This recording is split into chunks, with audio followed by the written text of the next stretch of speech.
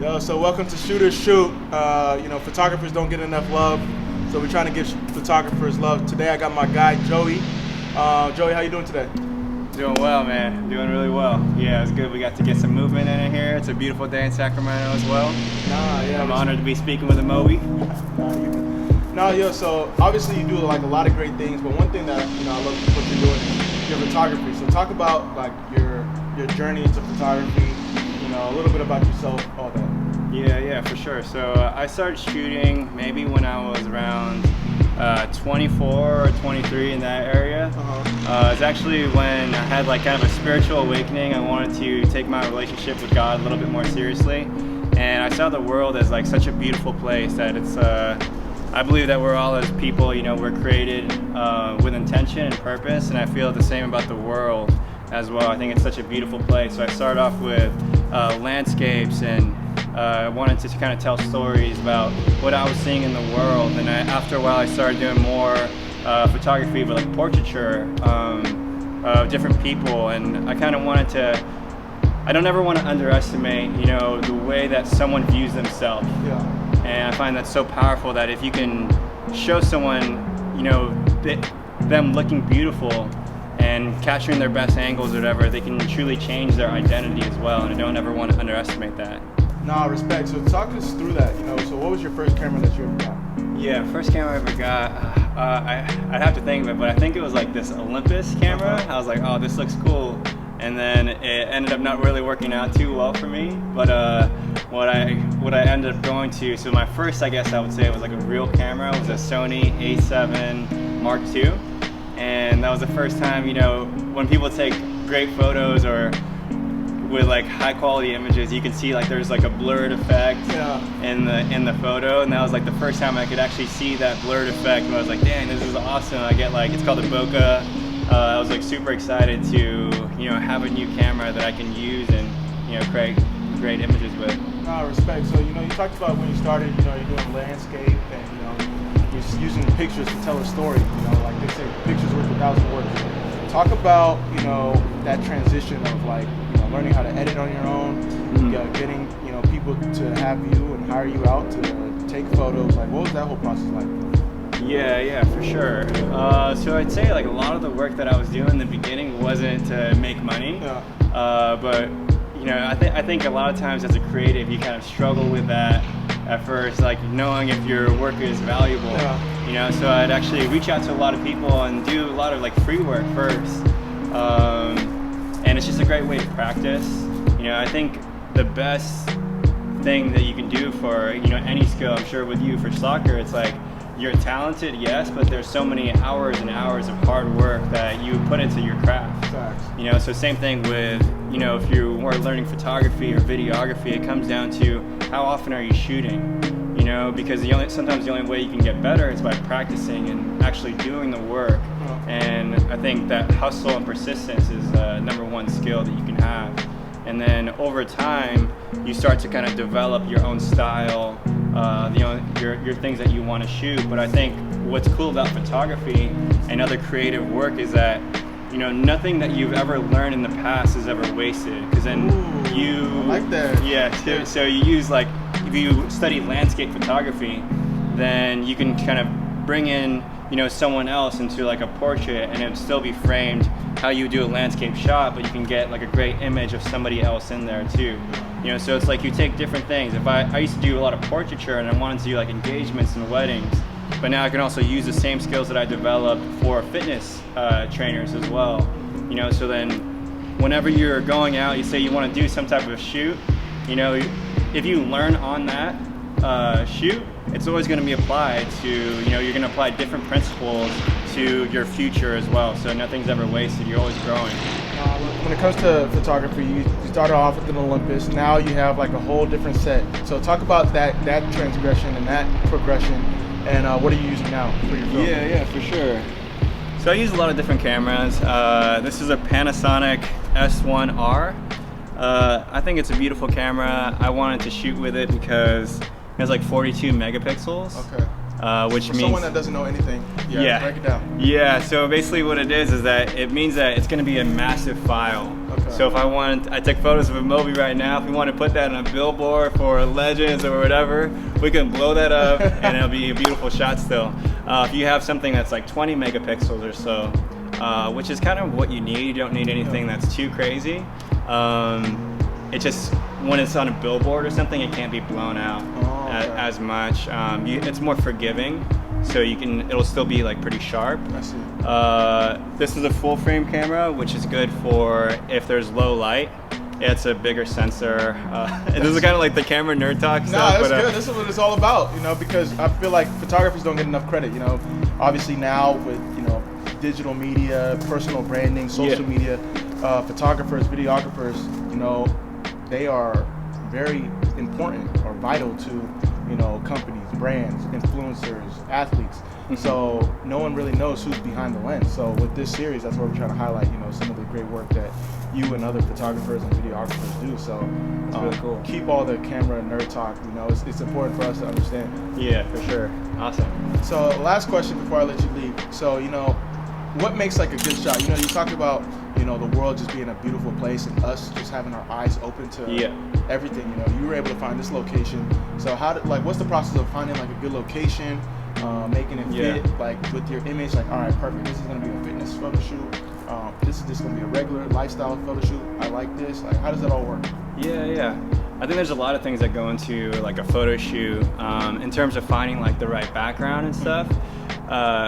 Sometimes if you're someone just starting shooting, they want to like have this thing where they're in front of the Golden Gate Bridge or something, or the Golden Gate Bridge is in the back or something like that, where it's like this epic background. But the thing that sucks about that is that if you're trying to shoot with someone else, then sometimes that background is going to dominate the person. Okay. Yeah. So then what you're trying to do is you're trying to really focus on the subject. So sometimes if you're shooting it from a red brick wall, which a lot of people do as well, it's like, oh, red brick wall, let's take some selfies or whatever by it. What happens is that it's like color psychology, where your mind will go to the primary colors, which are red, green, and blue. Right? So then write that down. Red, green, and blue, primary colors. Yeah, primary colors. And then what happens is that immediately when you look at a photo, your eye's going to go to the red, it's going to go to the green, it's going to go to the blue. So what we did today was we're at this like glass place with like a lot of orange, a lot of grays. So it's good because now we can really focus on taking great shots of a Moby out here. So that's really important, that you want to find something that's pretty neutral and something that you can really focus on the subject. And with me, with my photography, like I want to make it as real as I possibly can.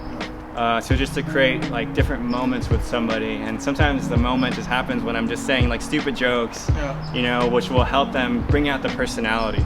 Because a lot of times it's a little hard to tell someone like, hey, go out and do this pose, because a lot of people, that's not what they really focus on, because what Moby's good at, he's really good at these other skills and these other things. So last thing I want him to do is be like, all right, be professional here, and just be like perfect here, right?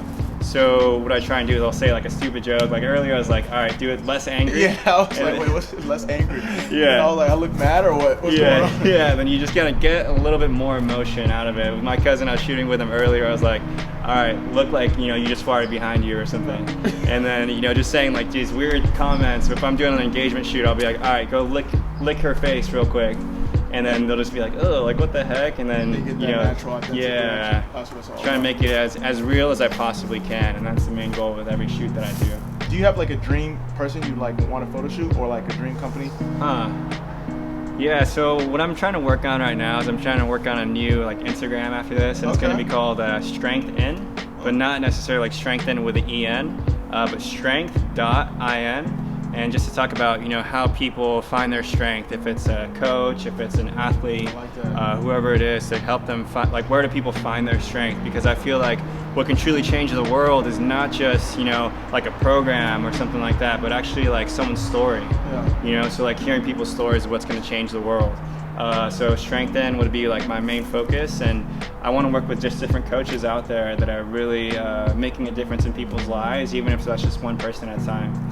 I love that. Strength and it kind of ties into what you said earlier, is, stories, and that's what you do with your pictures. So any takeaway, or like any lasting takeaway that you would have someone listening to this or someone watching this, you know, someone that's trying to get into photography, what's like your one takeaway? And you know, I'll let you go. Yeah, for sure. I think the one takeaway that I have is, you know, just be persistent with it, or have grit.